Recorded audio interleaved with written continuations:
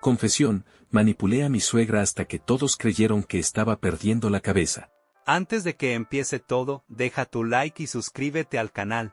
Nunca he entendido por qué la gente se espanta cuando escucha mi historia. Para mí siempre ha sido simple lógica: si alguien se atraviesa en tu camino, lo quitas. No importa si esa persona es tu pareja, tu jefe o, en mi caso, tu suegra. Y mira, no es como si lo hubiera planeado desde el primer día. Yo no soy de esos psicópatas de película que hacen mapas y líneas rojas. Lo mío fue más natural. Se fue dando solo. Cuando conocí a Mariela, mi esposa, su mamá ya me caía mal. Era de esas señoras que creen que su hija es perfecta, que nadie merece tocarla, que cualquier hombre es una amenaza. Desde la primera cena familiar me trató como si yo fuera un intruso. Me hablaba con ese tonito pasivo-agresivo, preguntándome cuánto ganaba, si mis papás eran gente seria, si pensaba mantener a su princesa. Y yo, pues sonreía. Pero por dentro, cada palabra que decía me raspaba como lija. Con el tiempo, la cosa empeoró. Se metía en todo: cómo limpiábamos la casa, cómo ahorrábamos, cómo dormíamos, cómo nos hablábamos. A veces llegaba sin avisar, tocaba la puerta como policía y se metía con la excusa de nomás pasaba por aquí. No pasaba por ahí, vivía como a 40 minutos. Y Mariela, no decía nada. Es mi mamá, repetía. Pues sí, pero yo no me casé con ella. Una vez incluso modificó la decoración de la sala sin preguntarnos. Quitó nuestros cuadros y puso unos horribles de flores muertas. Y nadie le reclamó. A mí me hervía el estómago. Sentía que esa mujer estaba marcando territorio, como si la casa fuera suya y yo fuera el que sobra. El punto de quiebre fue cuando opinó que yo no era lo suficientemente responsable para manejar nuestras finanzas. ¿Según quién? ¿Según ella? A partir de allí, cada interacción me recordaba que, mientras existiera, siempre iba a estar metiendo la cuchara. Siempre iba a cuestionarme. Siempre iba a hacer que Mariela dudara de mí. Y ahí fue cuando todo se acomodó en mi cabeza. Yo no podía cambiar a mi suegra. No podía educarla. No podía limitarla. Pero sí podía hacer algo para que los demás empezaran a verla como realmente era: una persona inestable, exagerada y claramente fuera de sus cabales. O al menos, que así lo pareciera. No lo pensé como maldad. De verdad no. Lo pensé como equilibrio. Justicia poética. Ella quería controlarlo todo. Pues ahora todo la iba a controlar a ella. Los primeros pasos fueron tan pequeños que cualquiera los habría ignorado. Bueno, cualquiera excepto ella. Y eso era exactamente lo que yo quería. Lo primero que entendí fue que no podía hacer nada obvio. Si yo trataba mal a mi suegra o le gritaba algo, Mariela iba a ponerse de su lado sin pensarlo. Las mamás mexicanas tienen esa ventaja injusta: aunque estén locas, siempre lo hacen por amor. Yo no podía competir contra eso. Así que decidí moverme por otro lado: percepción. Hacer que la misma gente que siempre la alababa empezara a notar pequeños detallitos. No necesitaba inventar nada imposible. La señora ya era medio distraída por naturaleza. Siempre perdía las llaves, olvidaba el celular en el carro, mandaba mensajes repetidos. Yo solo exageré lo que ya estaba ahí. El primer movimiento fue con Mariela. Muy casual, muy leve. Una tarde, regresamos de visitar a su mamá y le solté: oye, ¿tu mamá siempre ha repetido tanto las mismas historias? Mariela se rió. Ay, sí, ya ves cómo es. Pues hoy contó 3 veces lo del viaje a Guanajuato, dije, como quien comenta el clima. No sé si no se acuerda que ya lo dijo o qué. Mariela no dijo nada, pero vi ese pequeño fruncimiento de cejas. Nada grave, apenas un clic en la cabeza. Perfecto. Después fueron cositas como: ¿no te fijaste que dejó a media puerta abierta cuando salimos? ¿No escuchaste que confundió tu edad? ¿A poco siempre fue tan distraída con las cosas de la cocina? Nunca la acusaba de nada. Solo preguntaba. De forma inocente. Fingiendo preocupación. Y claro, cada vez que íbamos a visitarla, yo me aseguraba de reforzar esa imagen de manera sutil. Por ejemplo, si ella me pedía un vaso con agua, yo esperaba un minutito antes de dárselo, y luego decía: ¿no que querías té? Ella respondía: no, agua. Y yo: ah, perdón, entendí té. Qué raro. Y listo, otra microsemillita plantada en la cabeza de todos. Otra vez, estábamos en su sala mientras ella buscaba recibo. No tardé nada en mover discretamente la carpeta del lugar. Cuando ella comenzó a estresarse, yo solo me acerqué a Mariela y murmuré, bajito: la veo muy nerviosa últimamente, no dije más. No necesitaba. Lo que me sorprendió fue que tan rápido empezó a surtir efecto. Mariela, que siempre defendía a su mamá, comenzó a poner atención en cosas que antes ignoraba. Su hermana también hizo un comentario casual sobre que la señora estaba más despistada que de costumbre. Esa fue mi primera victoria real. No tuve que inventar delirios ni escenarios extremos. Solo remarqué, amplifiqué y ligeramente provoqué lo que ya existía. Para cuando me di cuenta, la imagen de ella en la familia ya tenía una grieta. Muy delgada, pero firme. Y una grieta en la percepción es como una fuga en una tubería, tarde o temprano revienta. Yo solo tenía que seguir empujando, poquito a poquito. Sin prisa. Sin culpa. La clave de todo era mantenerme como la persona tranquila. El yerno comprensivo, el que siempre intenta ayudar. Por dentro me cagaba de risa, pero por fuera yo era puro amor y paciencia. Nada alimenta más una mentira que una buena máscara. En esa etapa no necesitaba hacer nada grande. Lo que quería era generar fricción entre ella y las personas que más la defendían. Y mira, si algo tenía claro, era que mi suegra no toleraba que la pusieran en duda. En cuanto alguien cuestionaba algo que decía, aunque fuera chiquito, ella se ponía a la defensiva. Y eso me servía muchísimo. La oportunidad llegó un domingo. Estábamos comiendo en su casa, y Mariela le preguntó algo casual sobre una receta, ni recuerdo qué, y la señora respondió medio cortante, como regañando. Yo aproveché el silencio de después. Amor, ¿no te había dicho tu mamá que esa receta era del 98? Pregunté, como queriendo aclarar. Mi suegra volteó rápido, no, yo nunca dije eso. Y antes de que yo contestara, Mariela frunció el ceño, sí dijiste, mamá. Lo dijiste el mes pasado. Mi suegra abrió los ojos como si le hubieran jalado el tapete. Pues no me acuerdo, respondió molesta. Ustedes inventan cosas. Ahí estaba, la fricción exacta que yo necesitaba. No la contradije, no la enfrenté. Solo me quedé callado, como si me diera pena la situación. Eso hace que la gente confíe más, el silencio incómodo. Esa misma tarde, mientras Mariela guardaba unos trastes, le dije muy despacio, oye, yo creo que tu mamá se siente presionada. Igual por eso responde así. A lo mejor no quiere que se note que se le van detalles. Mariela respiró profundo y no me contestó. Pero ya no me veía como el exagerado. Ya estaba en el centro de la conversación familiar, aunque yo fingiera no querer estarlo. Otra fricción controlada ocurrió una semana después. Su hermana pasó a dejarnos unas cosas y comentó, mamá anda rara. El otro día me llamó 3 veces para decirme lo mismo. Y luego juró que no había llamado. Le respondí con un tono preocupado, casi triste, pues sí, todos andamos ocupados. Igual y solo está cansada. Yo sabía que esa frase era gasolina en un cuarto oscuro. Su hermana se quedó pensativa. No dije nada más. Y lo mejor de todo es que la propia suegra empezaba a notarse irritada por cosas que antes ni le importaban. Buscaba un frasco y no lo encontraba, porque lo movía tantito, o pensaba que había dejado algo en un lugar y estaba en otro, porque yo solo lo cambiaba discretamente de posición, sin riesgo ni daño. No era nada ilegal ni peligroso. Pero para ella, la sensación de perder control era suficiente para hacerla explotar. Esa era la parte hermosa de todo, ella hacía el trabajo sola.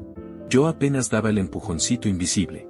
Lo bueno, y lo irónico, de manipular percepciones es que, cuando funciona, la gente empieza a llenar los huecos sola. Ya no tienes que mover casi nada. Ellos mismos empiezan a ver patrones donde antes no los veían. Y eso fue exactamente lo que pasó con mi suegra. A mediados de ese mes, las cosas ya estaban, digamos, avanzadas. No por mis acciones directamente, sino porque ella misma reaccionaba mal ante cualquier comentario mínimo. Y esas reacciones, más que cualquier insinuación mía, eran lo que la dejaban mal parada. Por ejemplo, una tarde fuimos a su casa y noté que estaba de malas. Ni hola dijo. Mariela le preguntó si se sentía bien y la señora casi le gruñó. Ni necesitaba meterme, pero hice un gesto preocupado, muy sutil, para que Mariela lo viera. Eso bastó. Yo no dije nada, pero su mente ya estaba conectando puntos. Al rato, cuando íbamos saliendo, Mariela comentó. Mi mamá nunca había estado tan irritable, siento que algo anda mal. Yo respondí casi susurrando, como quien de verdad está preocupado, igual se estresa cuando no se acuerda de las cosas. Ha de ser frustrante, y ahí la dejé. Sin desarrollarlo. Sin empujar. Porque la clave era esa, dejar que la frase quedara flotando. Lo más interesante fue notar cómo la suegra empezaba a desconfiar de ella misma. Una vez, estábamos en la cocina y ella abrió un cajón, vio que no estaba lo que buscaba y murmuró, pero si yo lo dejé aquí, yo solo dije, ¿segura? Igual lo moviste sin querer. A todos nos pasa. Ella me vio medio confundida, medio molesta, como si no supiera si debía creerme o no, y aunque yo no había hecho absolutamente nada esa vez, la duda ya habitaba en ella. Ese era el verdadero triunfo, cuando la víctima empieza a pelear contra su propia cabeza. Otro momento clave fue cuando su hermana de Mariela nos invitó a comer y empezó a platicar sobre la mamá con una preocupación real. La vi cansada, distraída, como si estuviera fuera de onda, dijo. Yo no intervine. Solo me quedé escuchando. Y lo que me encantó fue que ni siquiera mencionaron mi nombre. Era un diálogo entre ellas, sin que yo hiciera nada. La narrativa ya corría sola, como un río bajando una pendiente. Llegó incluso a pasar que la suegra hizo un comentario que sonó contradictorio y, antes de que yo abriera la boca, Mariela le dijo, «Mamá, eso no fue lo que dijiste la otra vez». La señora se quedó helada. Y yo también, pero por dentro estaba celebrando. Yo no necesitaba sembrar nada, ella misma estaba regándose con la duda previa que ya existía. Lo que más me sorprendió, y a la vez me confirmó que todo marchaba perfecto, fue que mi suegra empezó a evitarme. Me miraba raro, como si sospechara que algo no cuadraba, pero sin poder explicar qué. Y esa es la mejor parte de todo, cuando alguien siente que algo está mal, pero no tiene pruebas ni claridad para decirlo. La inseguridad es una jaula que uno mismo cierra. Para ese punto, yo ya no tenía que mover prácticamente nada. Era como si la casa misma se hubiera encargado de empujar a mi suegra hacia ese estado donde cada error parecía confirmación de algo más grande. Y mientras más lo notaba la familia, más me convenía mantenerme callado, tranquilo, con esa actitud de pues yo nomás digo lo que veo. Pero justo cuando pensé que todo iba a seguir fluyendo solo, pasó algo que me obligó a ajustar mi papel. Una noche, Mariela me dijo que quería platicar conmigo seriamente. Ella no es de dramatismos, así que su tono me prendió una alarma. Nos sentamos en la sala, con las luces bajas, y me dijo que estaba preocupada por su mamá, pero también por mí. Siento que te estás guardando cosas, me dijo, cruzando los brazos. Como si supieras más de lo que dices. Me cayó como cubetada de agua helada. Por dentro me tensé, pero por fuera me hice el sorprendido más natural del planeta. Yo. ¿Cómo crees? Si tú sabes que yo solo quiero que tu mamá esté bien. Mariela suspiró y se le notó el cansancio. Llevaba semanas cargando con dudas que yo mismo había sembrado, pero ahora empezaban a mezclarse con una desconfianza que jamás había considerado, que ella sospechara de mí.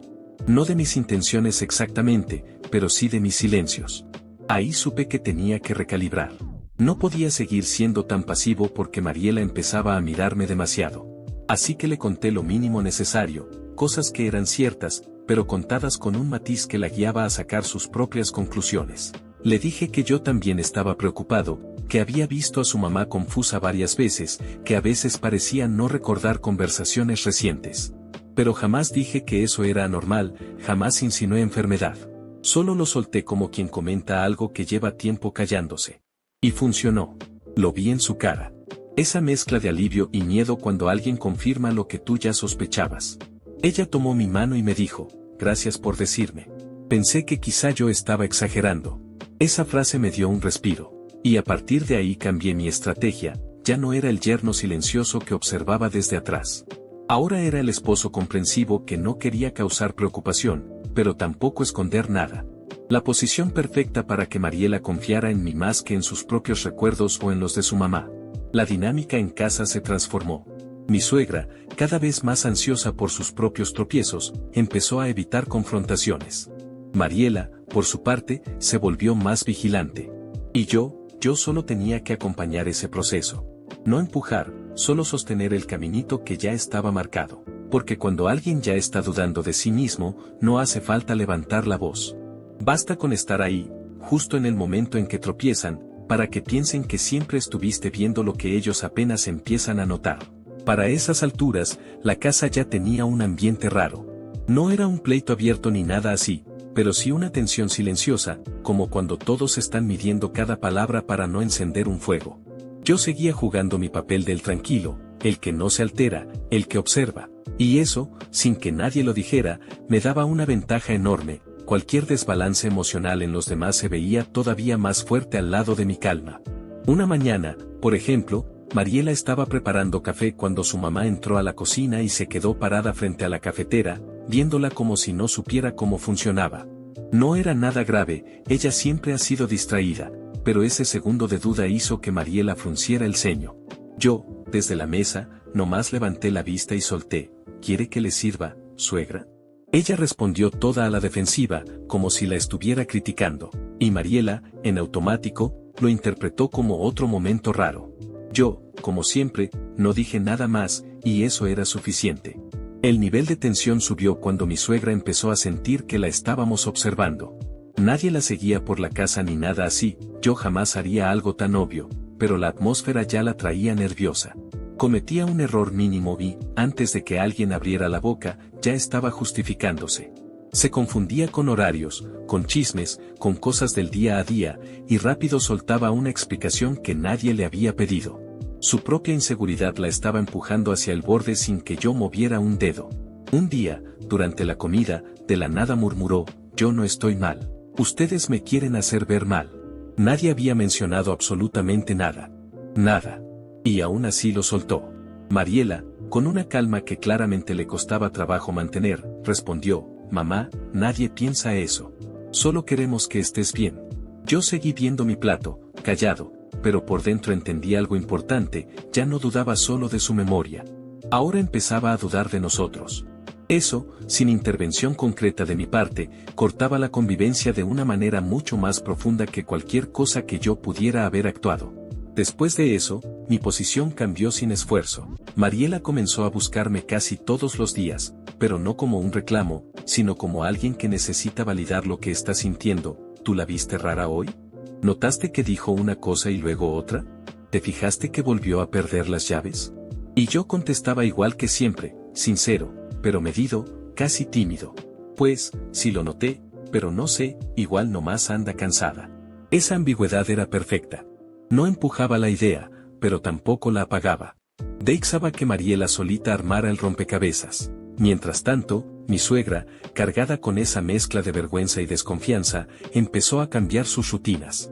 Se levantaba más callada, evitaba conversaciones, repetía tareas para demostrar que no estaba olvidando nada. Y vista desde afuera, toda esa conducta parecía exactamente lo que Mariela más temía, un declive real. Y yo nomás dejaba que las piezas cayeran donde tenían que caer. Para ese punto, la situación ya no era solo tensión, era un desgaste profundo que se notaba en cada conversación, en cada gesto y hasta en los silencios. Yo no tenía que hacer nada específico, el ambiente hacía el trabajo por mí. Pero aún así, seguía atento, porque cualquier movimiento en falso podía llamar la atención hacia mí, y lo último que quería era que alguien cuestionara mi papel de preocupado pero equilibrado. Lo que más marcó esa etapa fue que la familia empezó a actuar como si la suegra ya fuera un problema que todos debían manejar con cuidado.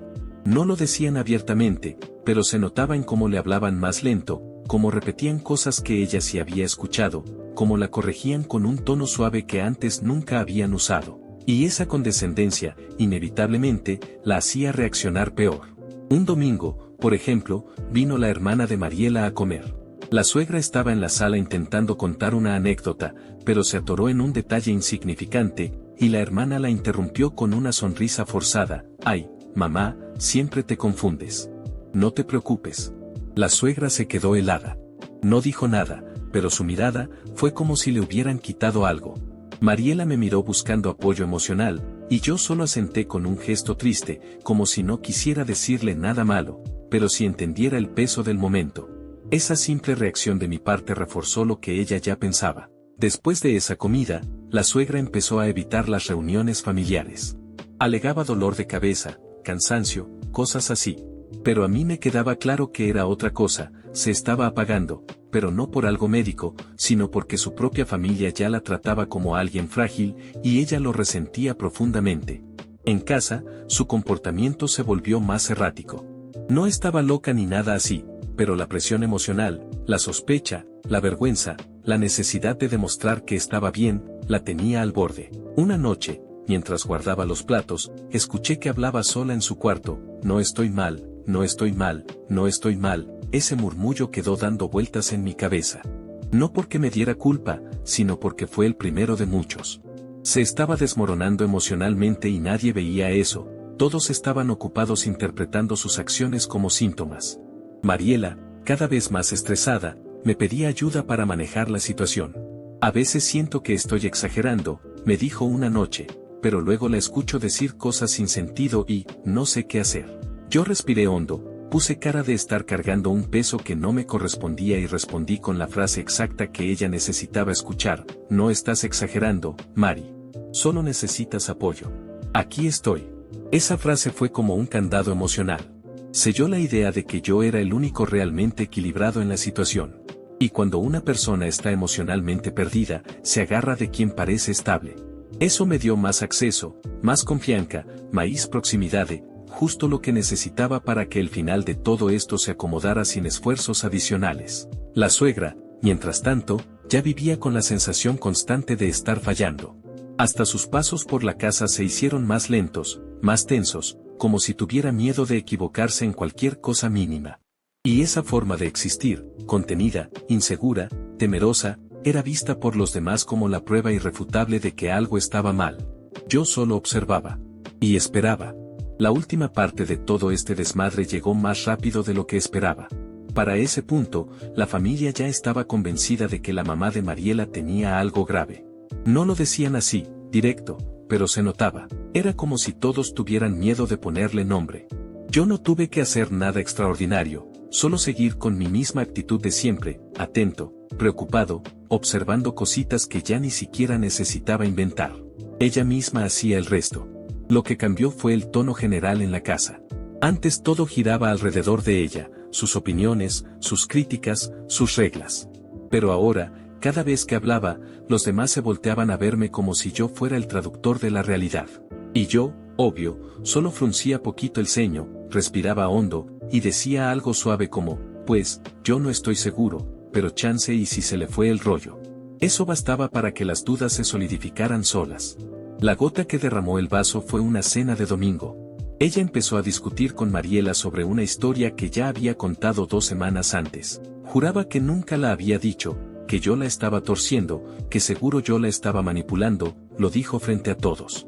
Y neta, eso me cayó como regalo del cielo. Porque yo no tuve que defenderme ni levantar la voz, solo puse cara de confundido y murmuré: ¿yo? Señora, si usted dice, pero creo que la contó cuando fuimos a casa de Dani. Ni dije más. Ella se levantó encabronadísima, temblando, repitiendo que todos la querían hacer ver como loca. Nadie la siguió. Ni sus hijas. Ni su hijo. Yo me quedé sentado, mirando mi plato como si me sintiera culpable. Y eso, también, hizo efecto. Esa noche, escuché a Mariela llorando bajito en la sala mientras hablaba por teléfono con su hermano. Decía que le preocupaba a su mamá, que cada día estaba más perdida, que no quería imaginar que pudiera ser algo neurológico. Yo me quedé en el pasillo, escuchando, sin hacer ruido. Y sí, sentí algo. Pero no culpa. Más bien, alivio. Al día siguiente, la llevaron a consulta. Yo no fui, obviamente. Tenía que mantener mi rol de yerno prudente que no quiere invadir. Cuando regresaron, venían serios, como si hubieran recibido un balde de agua fría. Mariela me dijo que el doctor recomendó evaluaciones más profundas, que notó señales de confusión situacional y episodios de desorganización. No diagnósticos, pero suficientes para justificar más dudas. Yo solo abracé a mi esposa y le dije: lo que necesites, aquí estoy. Tu mamá es familia y la vamos a cuidar. Y lo dije sin ironía. Porque, a estas alturas, ya no necesitaba nada más. El plan ya estaba sellado. La narrativa ya era sólida. Ella ya no era la que dominaba la casa. Ahora yo era el que decidía el ritmo, sin levantar un dedo más. Lo irónico es que nunca quise que se destruyera. Solo quería que dejara de destruir a los demás. Y, al final, fue ella misma quien terminó demoliendo su propia autoridad.